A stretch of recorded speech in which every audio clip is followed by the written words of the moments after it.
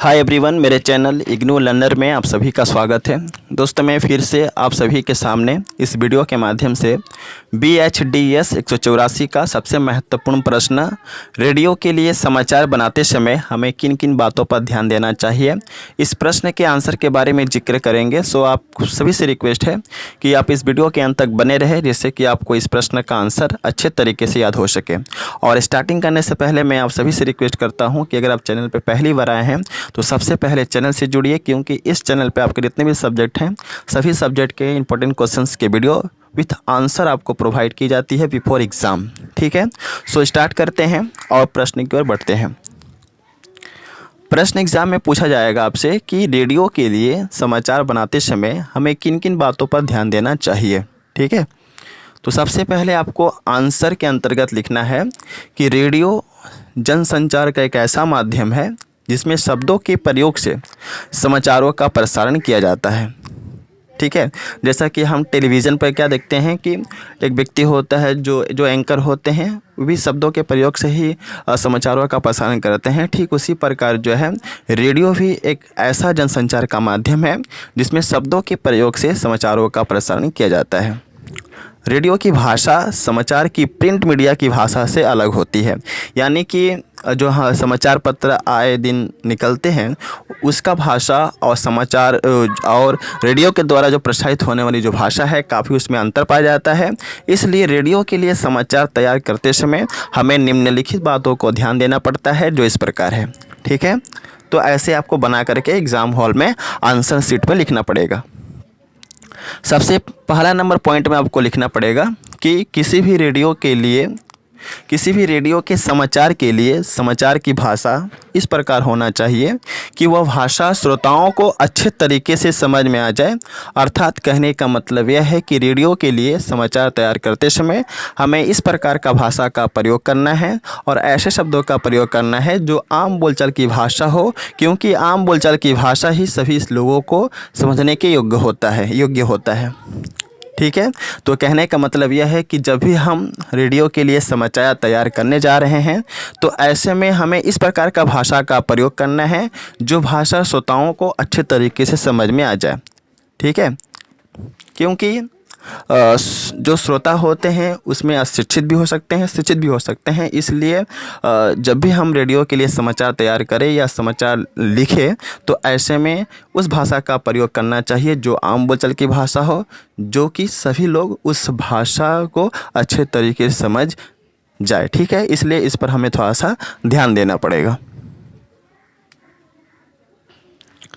दूसरा number point में आपको लिखना है कि रेडियो के लिए समाचार तैयार करते समय हमें इस बात का अवश्य ध्यान रखना चाहिए कि वाक्य जितना छोटा से छोटा हो और उन सभी वाक्यों में आम बोलचाल की भाषा का ही प्रयोग हो। ठीक है, तो यह भी काफ़ी महत्वपूर्ण बिंदु है कि जब भी हम रेडियो के लिए समाचार तैयार करें तो हमें इस बात का अवश्य ख्याल होना चाहिए, इस बात का हमें अवश्य ध्यान होना चाहिए कि वह वाक्य जितना जो ज़्यादा से ज़्यादा हो सके छोटा हो। ठीक है, हमें बड़े वाक्यों का प्रयोग समाचार लिखते समय नहीं करना है और उन सभी वाक्यों में, ठीक है, हमें आम बोलचाल का ही भाषा का प्रयोग करना है, क्योंकि आम बोलचाल की भाषा जो है काफ़ी सहज और सरल होती है और सभी के समझने के योग्य होती है। ठीक है, तो इस बात पर भी जो है हमें थोड़ा सा गौर फरमाना चाहिए। तीसरा नंबर पॉइंट है कि सरलता रेडियो समाचार लेखन का सबसे महत्वपूर्ण तत्व होता है। इसलिए रेडियो के लिए समाचार लिखते समय हमें सरल से सरल वाक्य और सहज से सहज भाषा का प्रयोग करना चाहिए। क्या समझे आप?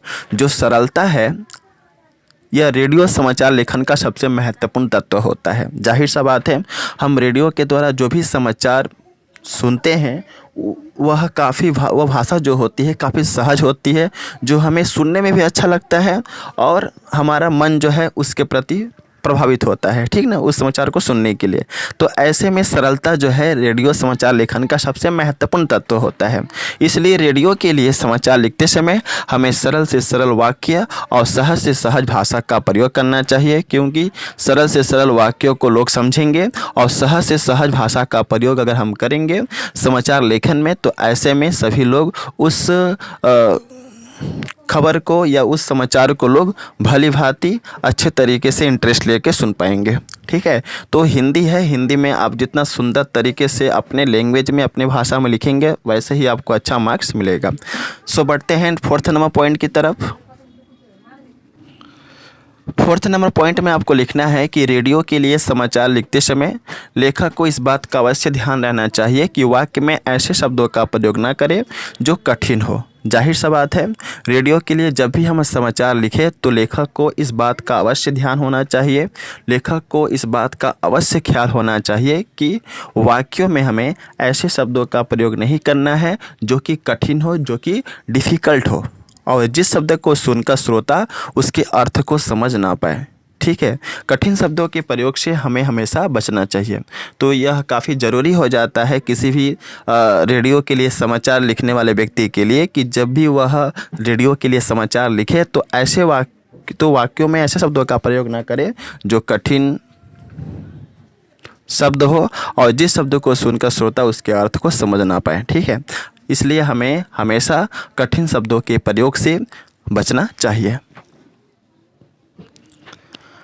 5th नंबर पॉइंट में आपको लिखना है कि जिस तरह आजकल के समाचार पत्रों में हम जो भी चीज़ हमें समझ में नहीं आती है उस विषय को हम दोबारा पढ़कर समझने का प्रयास करते हैं, लेकिन रेडियो के समाचारों में ऐसा नहीं होता है। इसलिए रेडियो के लिए समाचार लिखते समय और उस समाचार का प्रसारण करते समय हमें कम से कम 2 बार अवश्य बोल देना चाहिए अगर कोई भी विषय, ठीक है, या कोई भी टॉपिक जो है काफ़ी कठिन है या जटिल हो। तो जाहिर सा बात है, अगर हम समाचार पढ़ते हैं जो आए दिन जो समाचार पत्र निकले होते हैं, ठीक है, अगर हम उसमें किसी विषय को पढ़ रहे हैं और समझ नहीं पा रहे हैं तो ऐसे में हम दोबारा उस विषय को पढ़ने का प्रयास करते हैं और समझने का भी प्रयास करते हैं। लेकिन रेडियो के लिए जब समाचार का प्रसारण होता है तो ऐसा संभव नहीं होता है। ठीक है, इसलिए अगर मान लीजिए कोई विषय काफ़ी जटिल है या कोई विषय काफ़ी कठिन है तो ऐसे में हमें कम से कम 2 बार अवश्य बोल देना चाहिए जिससे कि श्रोता जो है उस खबर से वाकिफ हो सके, उस समाचार को भली भांति समझ सके। बस आज के लिए इतना ही। और यहाँ पे मैं कहना चाहूँगा कि अगर आपको इसका PDF चाहिए तो आप टेलीग्राम चैनल से जुड़ सकते हैं। वीडियो के डिस्क्रिप्शन में टेलीग्राम चैनल का लिंक है, अलग से प्लेलिस्ट है जहाँ पे बहुत सारा वीडियो है सब्जेक्ट का। सारे प्लेलिस्ट में जो है इस सब्जेक्ट के जितने भी प्लेलिस्ट है आप देख लीजिए, उसमें बहुत सारे वीडियो हैं और उन सभी वीडियो में जो है इंपॉर्टेंट क्वेश्चन बताएंगे हैं। और आई थिंक जो है अगर आप सारे वीडियो देख लेते हैं तो आप अच्छा स्कोर कर सकते हैं इस सब्जेक्ट में। So best of luck for all of you for exam and thanks for watching my video. जय हिंद, वंदे मातरम।